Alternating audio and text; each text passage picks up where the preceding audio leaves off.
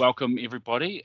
We appreciate you coming to join this webinar, which is Introduction to Microsoft Loop by the IT team. So most of the attendees here will know who the IT team is. There's sometimes those from outside our organisation know, and when we have this recorded, there will be other people viewing the webinar, but not the attendees, just to be clear, that's are less aware of the IT team.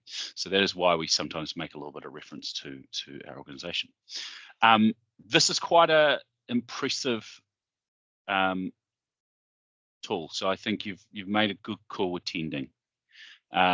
It's not as I guess exciting as some of the other webinars and topics we do as far as interest.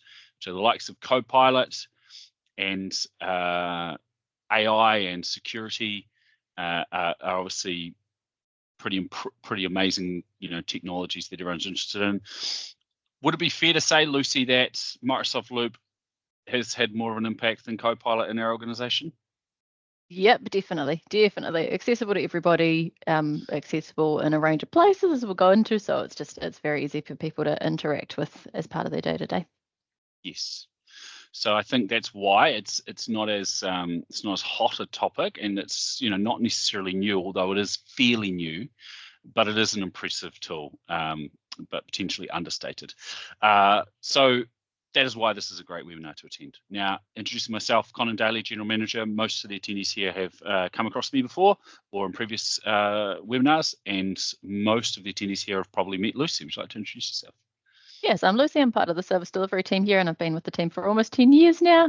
But I love testing out new tools. Loop's something that I've been playing with since it came out first in beta last year. So if anyone else touched it back then, it was pretty buggy, but it is in general usage now and is way better than it was. So it's been nice to see the tool evolve. Excellent. So Lucy's kind of I think you're a sort of internal power user of Loop, is that fair? And it's always good to have one of those. Lucy's usually the internal power user for most of our technologies, to be fair. So we do think that having someone to drive it forward, which hopefully will be the attendees in this room, is important. So what we'll do though is we'll kick into gear. We'll move along to the next slide. So a bit of an introduction to what we're going to be talking about today. So we will be discussing what it is. For those that aren't using it, is a bit of a mystery, and potentially for those that are. How is it different from the other tools? Because it's kind of, in a way, it's not always clear why you'd use this over Word, or another tool to do, but we'll try our best to show that over the course of the webinar. We'll discuss the benefits of the tool, the parts as well, that's not mentioned here, that's in what is Loop.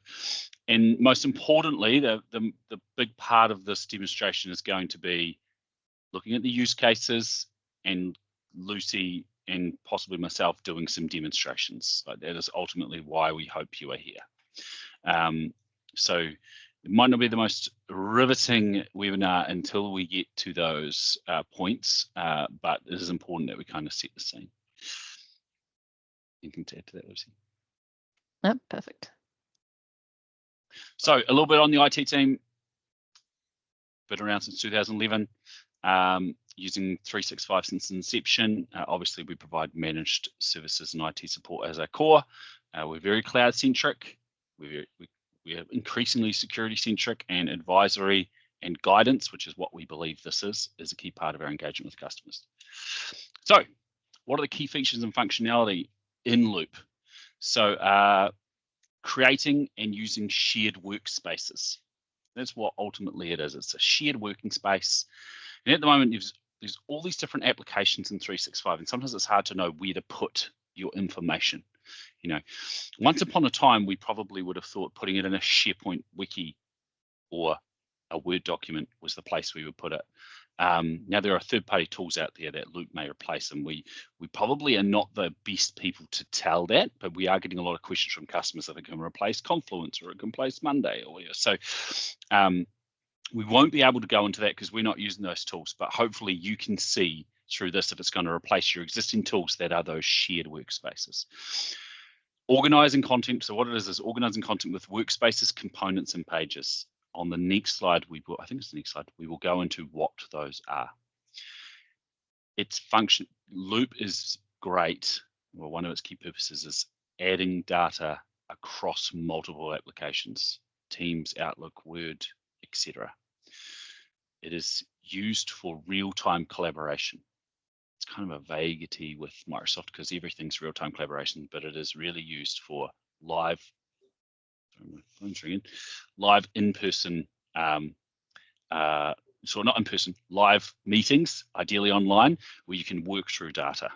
And there are some key privacy benefits. So the ability to have people update data without seeing the full picture. Now, we'll get to that soon as an example, because it may not seem important, but it can be very valuable. Now, I'm not expecting you to understand what Loop is by reading this, so we will get there. What are the elements, Lucy? This is probably you. Yeah, so a sort of relatively basic way to think about this is that they belong in that order. So workspaces is the overarching place where pages live, and pages can be made up of many components. So a workspace can have many pages, pages can have many components. When we sort of dive into the demos, you'll get to see that pages can be under multiple workspaces, components can be shared across multiple pages. So it can turn into a bit of a web of things, but at a very basic level, you have a workspace that might sort of roughly equate to a team. For example, within that, there'll be a bunch of pages that your team works on for various different purposes. And then within that, there'll be components that feed into that with data, which you can share and access in different ways as well, which we'll cover off on the demos, but they sort of nest their way up like that. Excellent. So some use cases and scenarios, and please feel free to jump in anytime, Lucy. So team collaboration. And importantly, meeting collaboration. So we at the IT team, our most significant common use case for Loop is a place where we are putting all our data when we are having meetings. Now, what comes first, the data or the meeting? Traditionally for us, it's been the meeting, but ultimately we could see having a meeting around a data set. But team collaboration, meeting collaboration, consolidation of data sets. So merging, you've got a lot of data in different locations, merging it.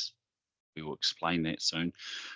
A single pane of glass, this is a phrase that people use, but ultimately it's one place where a lot of information is held and links to various other information. So it's a good place to consolidate. Dynamic data management. So having you change data in one place and it update in multiple places, which is really key to what Loop is and the components. There's a big project management focus, which I'm hoping Lucy could show because I haven't dealt with that much. And there's a big task tracking and assigning element. Again, I've rattled off a lot of words, kind of cliche IT words, some of them, but as we show you, these things will make more sense. But the critical thing is, if you are having meetings with a team on a weekly basis, and you are looking at data in CRM, or you're looking at data, looking at a Word document, or you're looking at a spreadsheet, you've got an agenda that gets put in the chat or something like that.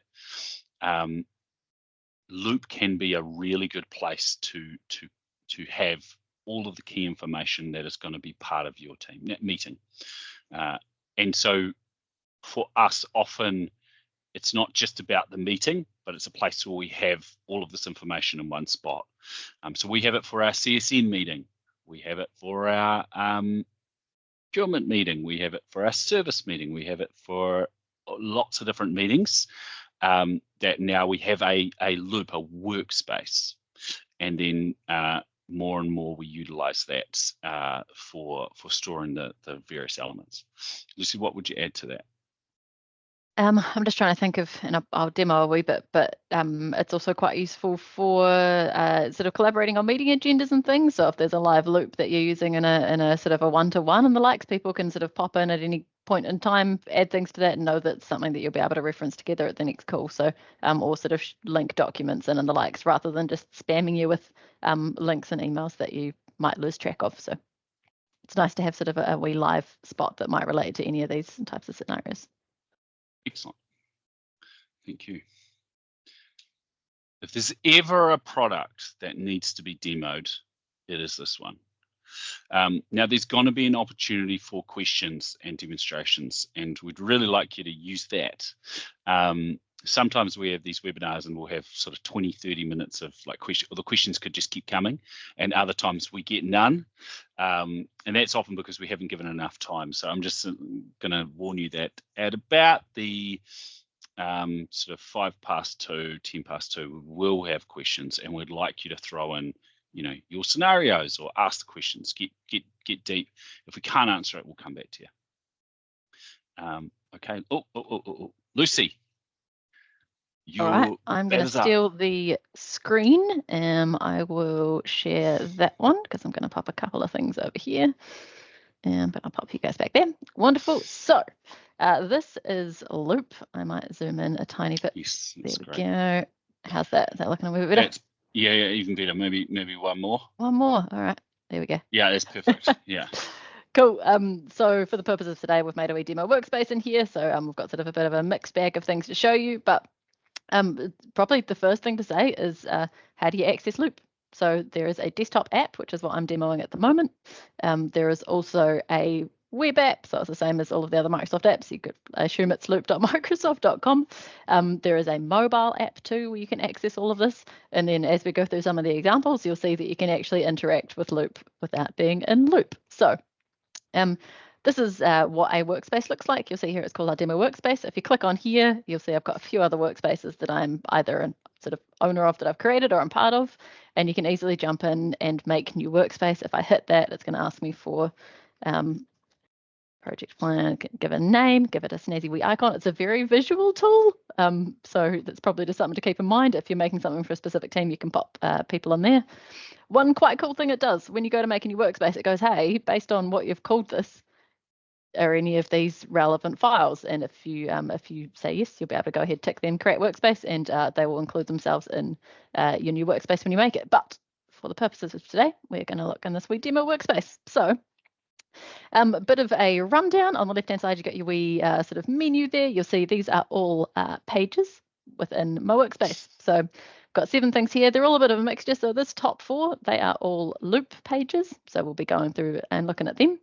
This little one here, I can tell that it is a Loop page, but it's actually linked. So that is owned by a different workspace I have, but I've been able to link it into here. So anyone who's in this workspace also gets access to that page. I've got a PowerPoint linked in here. And then I think there is also a PowerPoint that I've got linked there. So you can sort of, interact with a whole bunch of different things in there.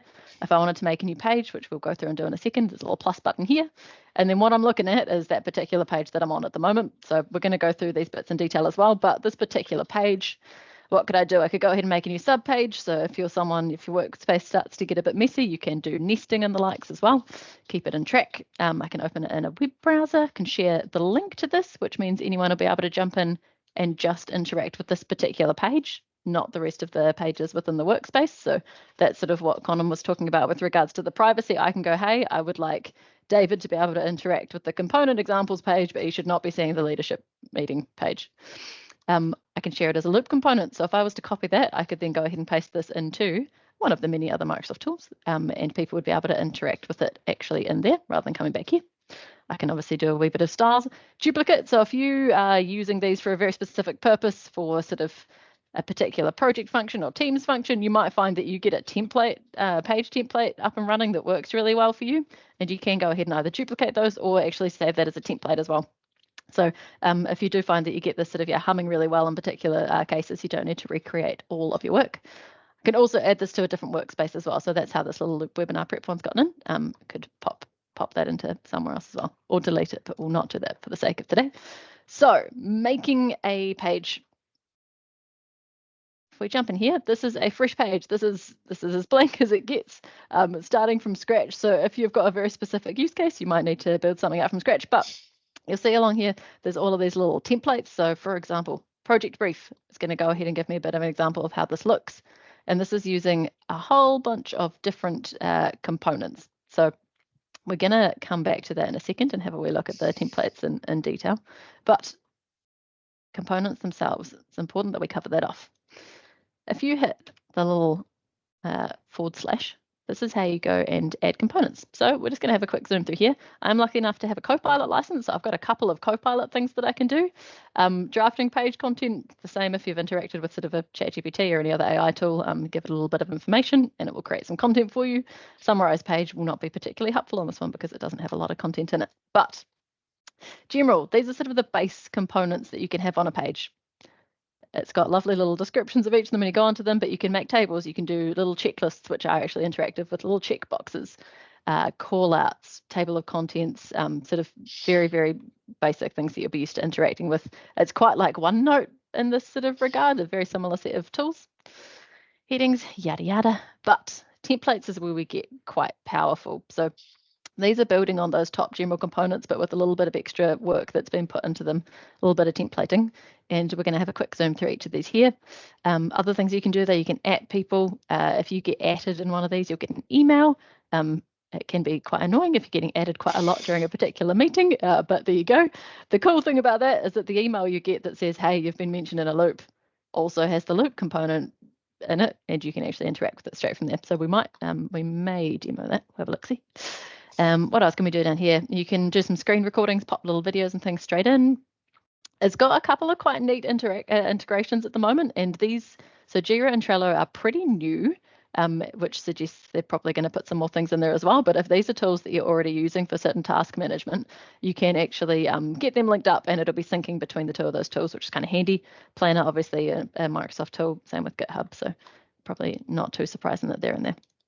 But let's have a look at some of those wee sort of pre-built template components. The task component, if you are using To-Do, if you're using Planner, any of those sorts of things, this is all live integrated with your one of those. So if I was to assign myself to this, I'll assign Conan to it. There we go.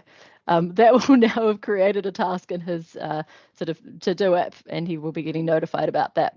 We can interact. Just got one. There you go. Update all of them from here. You do have a couple of options as well. If you quite like the sort of Kanban style look, you can sort of toggle between them. But the key thing about the tasks component is that it does sync with your planner or your To-Do. Voting tables, again, if you're kind of coming up with a few plans, this one's quite a little neat pre-built. Anyone who's got access to the loop will be able to jump in and add votes and the like. So if you're deciding on events, documents, anything like that, it's pretty handy.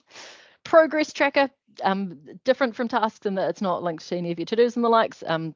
It comes with a whole bunch of pre-built little sort of statuses and the likes, which is quite nice. And again, you can toggle it to that little Kanban view as well if you like, but particularly useful for sort of task-based tracking with the team. Do we use Task Tracker or Progress Tracker more or less?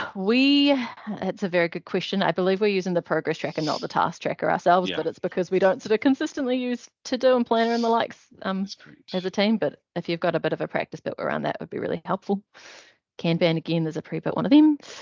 Team retrospective, and then the Q&A. So the Q&A is quite neat in that people can pop questions in, and then you have the ability to answer them so they can see who it is that has actually responded to things there. So those are sort of the pre-built wee components.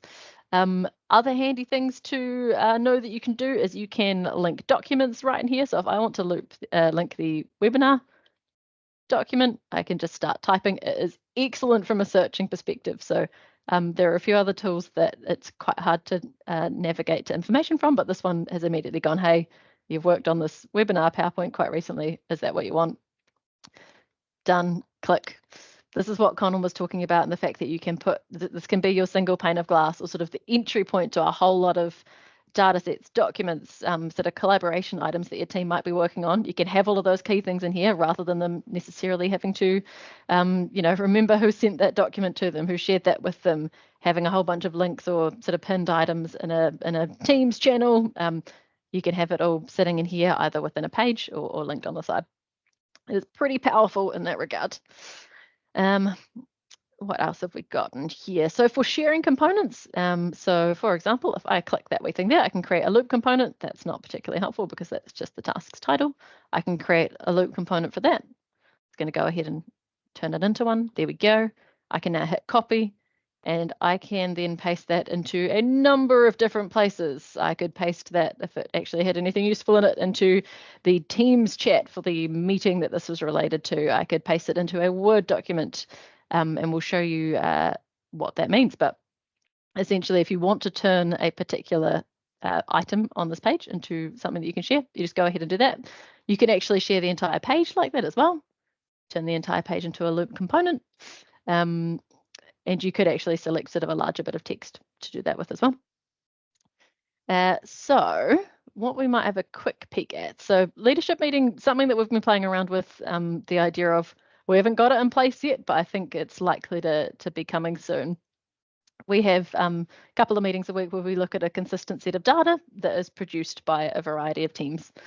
So there's some that comes from our SOC team, health and safety, sales, CSMs, all those sorts of things. And you'll have, different teams that are relevant in your organizations, but there's sort of little bits of data that feed up from each of those teams into a data set that we look at.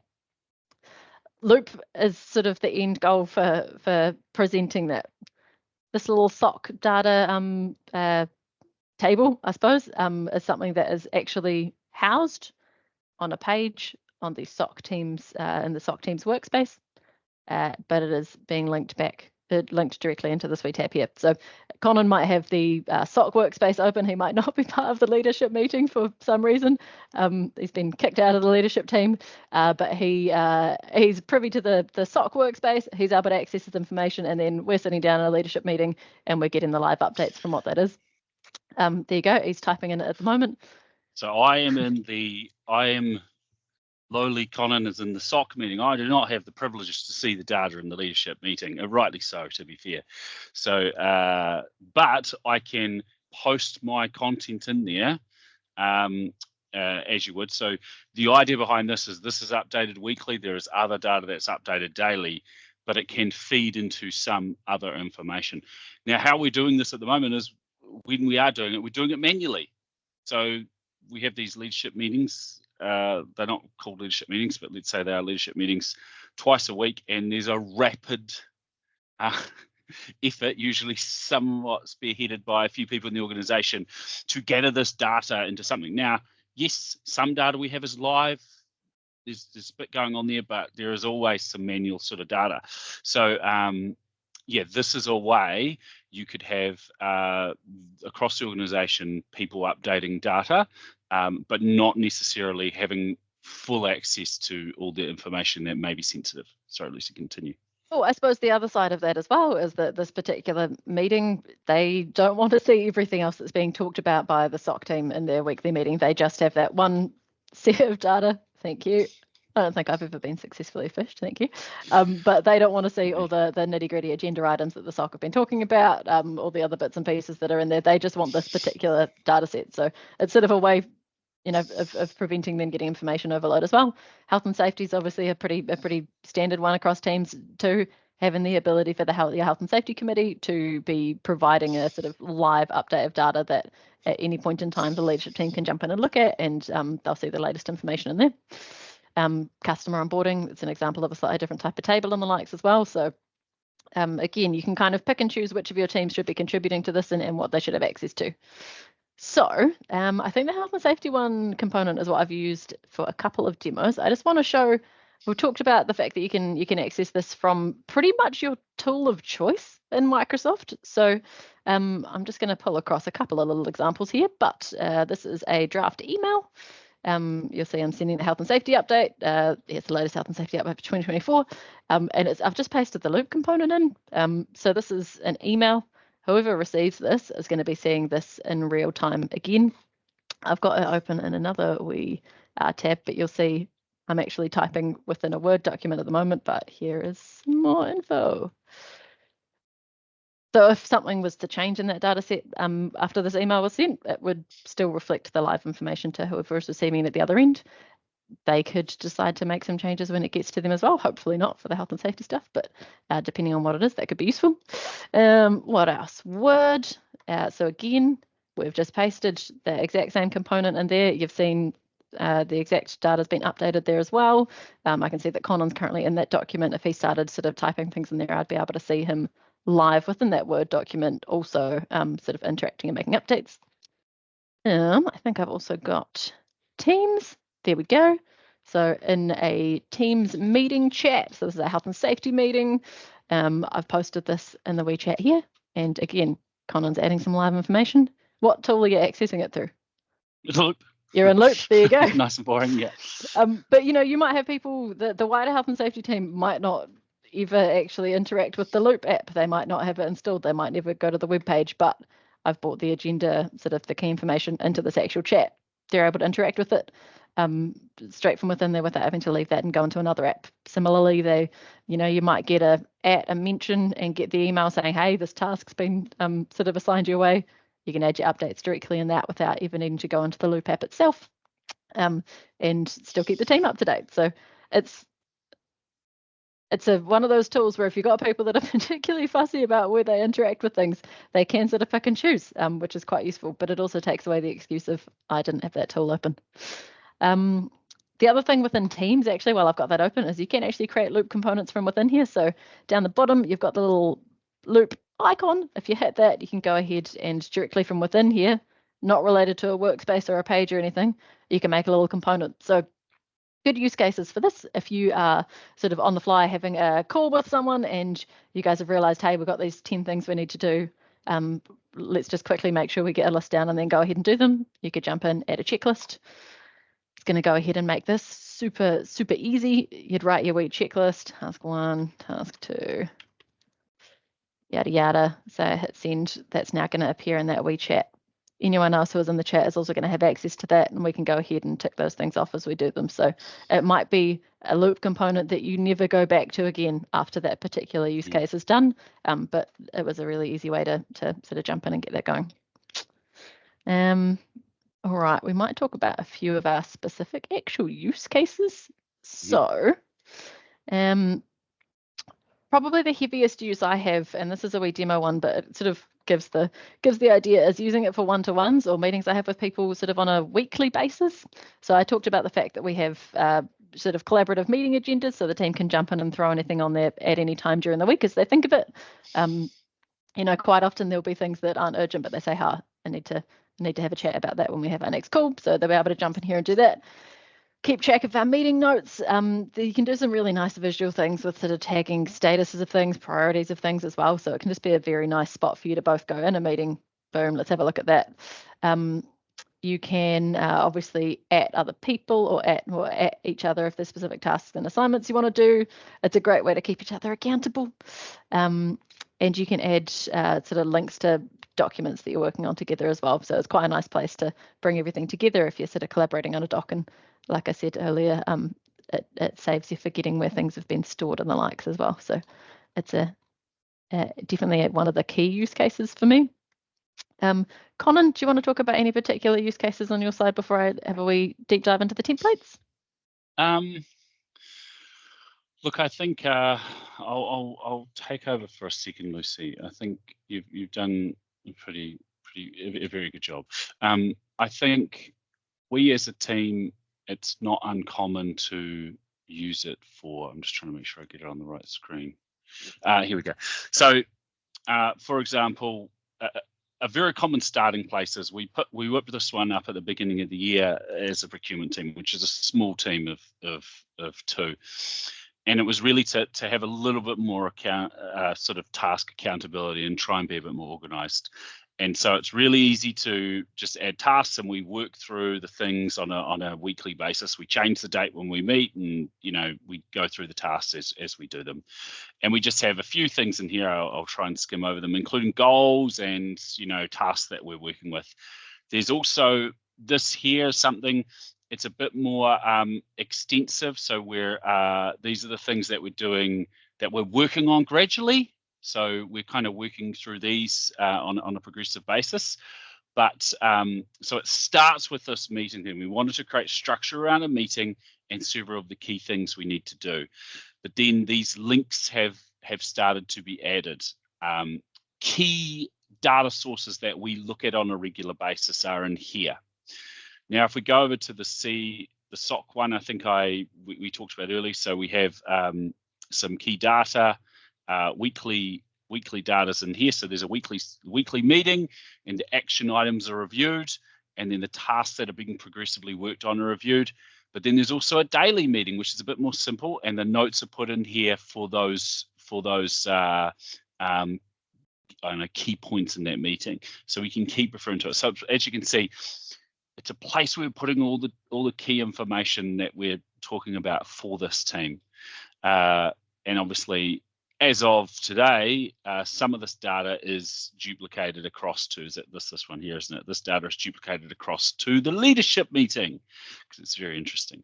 Now, to give you an idea, Ben, who some of you will know, he's very prolific with this. And so we use this as a team quite well.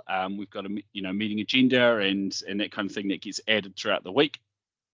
I'm not sure which the one we were on before was, maybe this one. And then there's lots of things we're working through that we have in here. So it's a very good working document.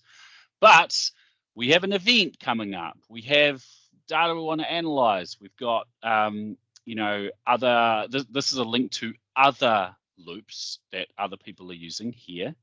And then you go down further. We have old information, so things that you might not use very often. So there was a lessons learned 2023, something on uniforms. So this is a place where we put these things that you may need to refer back to, but it's a good sort of center point in a way. Yeah, it's a center point for this team. So that's I'm not sure what the hives are for, but this here is kind of like quite an extensive usage, and it might seem a bit overwhelming. I would say like the best place to start is, and we do have a starting, is start a workspace around a meeting, add an agenda, and then I think adding where are they? Adding one of these could be, I'm not telling people how to run their meetings, but adding one of these is something you want to work through can be very valuable. Lucy, I'll pass back to you if you like. Yeah, all good. I'll just do a quick run through the templates, just because they can kind of give you a bit of a couple of different ideas compared to how we're using them as well. So when you hit the create page, you see the wee templates down here. And like I showed before, when you click on them, it does actually pre-fill out the information. So you can see what that actually looks like in real time. And there's a little include content button. So if I toggle that, there we go. You'll see it's filled this out with sort of example data, which could be quite useful to see how these actual components would be used in sort of real life. So for example, this is one of those little voting ones, and you can actually jump in and interact with it, but it sort of shows how other organizations might be using this. Project planner, for example, has definition of the roles, a bit of context for what they're doing, opportunity statements, assignments, and then it sets the sort of goals for what they're planning on doing. They've got a little milestones board here where they're keeping tabs on the tracking there. They have a lovely wee temperature check as well, where people can go in. It's not making those wider, but they can vote if they feel like it's going dicey, positive, lukewarm. They've got links down the bottom as well, meeting notes. But if you hit on the wee template gallery, there's also a bunch more that they've got here as well. So if you're an organization that uses Scrum, if you, what else? If you are planning on a marketing plan, you might jump in and have a look at what their sort of pre-built template for that could be like. Again, it's got a little goals section. You'll see they're all using the same sort of core components, but it just gives you a few ideas of how these could be used. You got your one-on-one, retrospective. There's all sorts of things in here. Meeting notes one's probably quite a standard one that a lot of orgs would start with as well. So again, you jump in here, topic, attendees, agenda, and then there'll be a little notes and any tasks that have come out of that here. So you see they've got this one using the little tasks outcome. So if you are an organization that uses To Do and the likes or Planner, this could be a nice way to get started and sort of get people forced to interact with it, because this is where they're getting assigned things.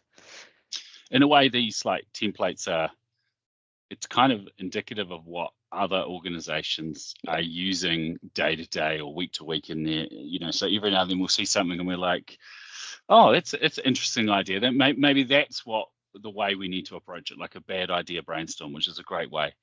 It also does a lot of the visual work for you to start with as well, because I'm not a particularly creative person. If I was just creating one from scratch, it's going to be a couple of headings and some bullet points. Whereas if you start with that, it's it's got the graphics, it's got the right sort of headings and listings and things as well, which does just make it a bit more appealing to people.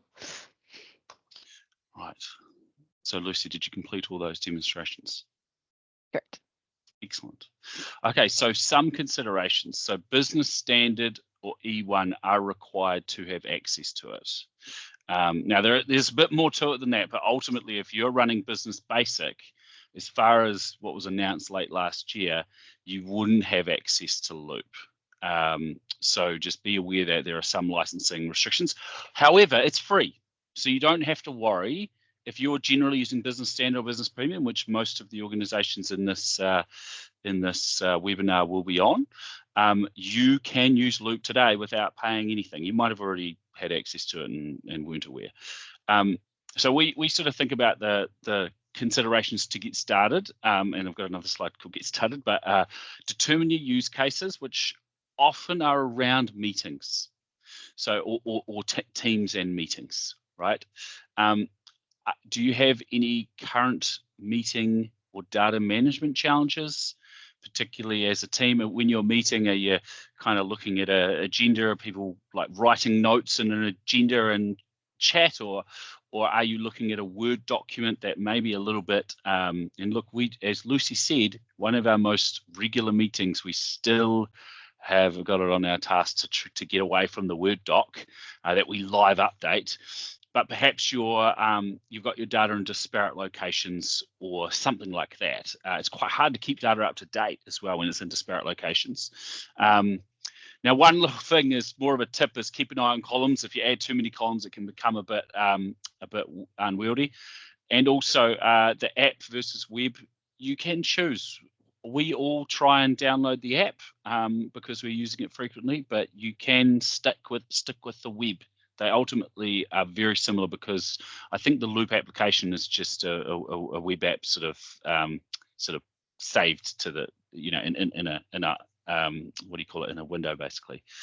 Now to start, as we talked about earlier, start with something simple. Determine a regular meeting that could be valuable in to have an agenda and a task list, and maybe a couple of links if you already have them to like a spreadsheet or something that you look at regularly. Just start there. And how it worked for us was Lucy just started to say when in a meeting, instead of us kind of going, oh, what are we going to discuss today? I mean, that sounds very disorganized, but occasionally our meetings are that. She would pull up the Loop and share her screen and go through the Loop.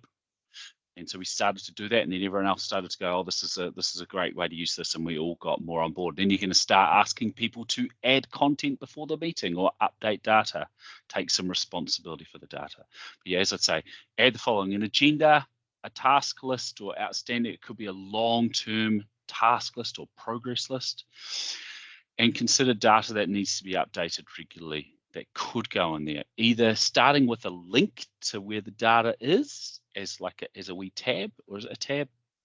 Lucy, is that what it is? A page? Yeah, because it counts as a page. It's on the little page side. Yeah. And then try and get it in Loop so you can use components. Ultimately, I think the goal is to use components to allow you to have data updated in one place, which is duplicated across multiple places. Really, Loop does have a lot of different sort of purposes. So you can get a lot of gain out of it without using the component elements. Is that fair, Lucy? As in without sort of sharing things across the other apps, just working in the one? Yeah, you could do. You'd be, you wouldn't be using it to its fullest, but you definitely could. How it was sort of sold to us, like, because Loop was, talking about the loops, the components, we were like, oh my God, this is amazing. But really just having our data in one place that was easy to use, because we used to have it in Teams tabs and that type of thing, has been the really beneficial thing. And its suggestive way of creating tables and everything like that has also been very valuable. So we would probably do it differently each time, and we do in other areas. So just the nature of having the pages and workspaces has been very valuable for us. The Loop components is kind of the area where we see development as an organization to be more efficient, particularly with reporting lines. So as I said earlier, the idea of having people outside of a meeting be able to so you've got meeting on Monday for the service team, they can update that data on a Monday or each day, but then the leadership meeting on a Tuesday or a Thursday that has that data updated without the manager or anything having to duplicate or add that data in. There'll be other ways to do that, but that is a key gain that we are looking towards. Right. We went well, this is a 45-minute webinar, and we wanted to have time for questions, and we're about We're at 2:13. Now, one thing, before anyone disappears, we do have I will shortly post a form, a poll, to get some feedback. We would appreciate some feedback. In the past, we've sent out links, which is not the greatest. So I'm going to try this new feature of using Teams polls for the very first time. So I hope it goes well. But if anyone has any questions while I'm doing that, please shoot. And I'm just going to paste this, launch this poll now. Lovely. While you're doing that, Ian did pop one and just asking what sort of data sources we're linking to. So a bit of a mixture. Quite often it is just documents within the Microsoft sort of sphere. So it might be, like I said, PowerPoints that have driven strategy sessions we've worked on together. That's been quite useful having that sort of in the service team. For health and safety, there are a few external websites that we reference as a team quite often as well. So actually being able to, it's just links that you're putting into that side panel there. So we'd maybe have a link to a couple of key health and safety websites that we'd be referencing as a team relatively frequently. Again, maybe a couple of key spreadsheets that has data that that team is sort of owning. Probably the key things that we have generally linked in at the moment. I don't know if the CSMs might be doing things particularly differently, but I suspect it's similar. And for that, so saved in SharePoint. So Loop is all about how you sort of go and get access to the data, but the data is sort of maintained where it is, if that makes sense. So when I was linking in that PowerPoint just there, it was just a link to where that's currently stored at the moment, but I don't have to remember where it's stored, which is quite useful. So that was your answer to Steve, was it, Lucy? Yeah. So yes. Steve asked the question, just for the people that haven't seen the chat: are documents saved in Loop, or is a link to the doc in SharePoint? Excellent. Thank you for that, Steve. I'm trying to think of other key points that we might have left out, Lucy. I think how long have we been using Loop for as an organization, like even in preview mode? That's a good question. Probably a year. Yep. Yeah, a little over a year. Yeah, so it was in preview mode until October. Is that right? Yeah, it would have been late last year, and it is something that they're really actively developing and adding new features to and the likes at the moment. So there's sort of new bits that are popping out every couple of weeks, and sort of, as Connor mentioned, Ben in our team's another sort of heavy user of this as well. So probably once every couple of weeks we're sending each other a message about, hey, did you see we could do this now? So yes. It's pretty actively being developed too. One question is about external users, Lucy. Have we had experience with external users? What we know is that if we were to paste a Loop component in this chat, I think you guys would not be able to see that content. Is that fair? There have been some very recent developments on that at the moment, and I don't know if it is. I mean, we could try by putting one in the chat. Yeah, let's do that. But I know that was at least coming if it wasn't already in the works, being able to interact with externals. So there we go. Yeah. Health and safety. Oops, excuse me. I'm going to paste this in the chat. I'm doubting that people will be able to see it, but who knows? So Steve has also, wait, I think you just have a link to the Loop. Is that right, Lucy? Yeah, I think you've just looped that little one in there. Yeah, so it's just pasted a link. So I doubt that I'll be interested to know what happens when other people click on it, if they can see it. But Steve has asked a subsequent question, which is, we're considering specific project management software. How do you, or would you rank Loop in terms of that capability? Good question. It's definitely it's flexible, so it probably depends if that's really important to you. As you can see, you can kind of essentially make a project plan that looks however you need it to look and involves whoever you need it to involve, and again, you can share that data granularly. But its primary function is not a project management tool, so it will not be as featureful, and you won't be able to do reporting from it like you can with with proper dedicated project management tools.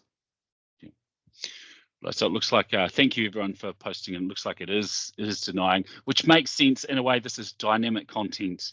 I can understand why people don't want to have it, have others accessing that data.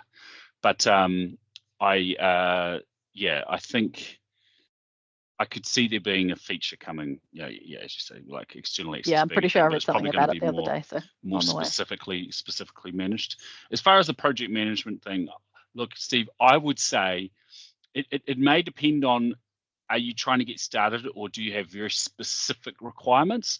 Because I think if for us, we didn't have a project management tool or a system. We actually have various things for our customers, but for internal projects, we didn't really have anything specific. We've dabbled with everything under the sun, doing To-Do and Planner and such. And so this has been kind of, for us, an improvement, because it's more about the I guess the discipline and having a consistent and easy way to see to review the progress of tasks. And for us, sometimes they're less, often what we're working on is just a large collection of different tasks, sometimes related, sometimes unrelated. And so as a part of our meetings, our weekly or fortnightly meetings, whichever ones they are, we are reviewing this list of tasks. Some of them are bigger projects, and we are kind of going into them bit by bit, task by task. But just having something that's easily available, simple, has been good. Now, it's not going to sort of spin up a Gantt chart and give you projections and that type of thing. So I guess it depends on what your requirements are. Is it around sort of simple access to what the status is and task assigning and task updating? It might be sufficient. If it's more of complex projects, you may want to look at a different tool. And Maureen has asked, we have educational licenses. Will we be able to get access to Loop from web search? It's coming available in March. Is this correct? Great question, Maureen.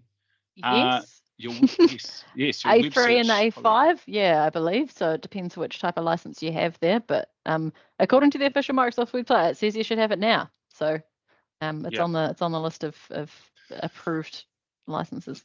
Actually, Lucy, if people want to know if they can access it, what's the right way for them to do that? Loop.microsoft.com. No. Yeah, I'll pop a wee link in the chat, but loop.microsoft.com. Click on and see if you can get there. Yeah, so it probably will ask you to authenticate.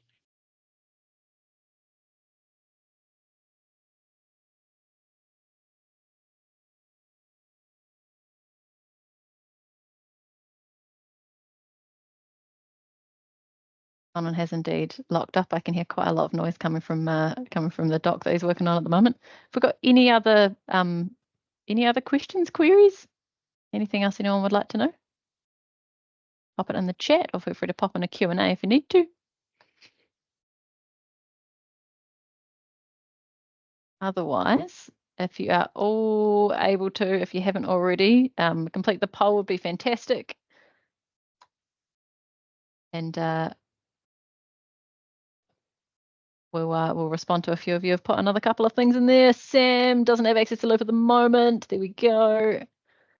So you've got access to components and pages. Perfect. And Ian's gone ahead and already got some Loop elements going during this call. So thank you for using the time wisely. All right, we might wrap it up there. Colin's just jumping back in. That was helpful. Great time for Teams to crash. Quite a rarity, but it did happen. Sorry about that, Lucy. Thank you. That's all good. You're in the same room, so you probably heard everything I said. Yeah, excellent. We thank everyone for attending. We really do appreciate it. And look, this is a topic where, it's new technology. Feel free to ask us for a bit of advice, a little bit of a demo, anything like that. We're always up for a little bit of assistance. And if you've got a customer success manager with the IT team, they'll be able to sort of show you some things and take you through some things. So don't hesitate but to ask them.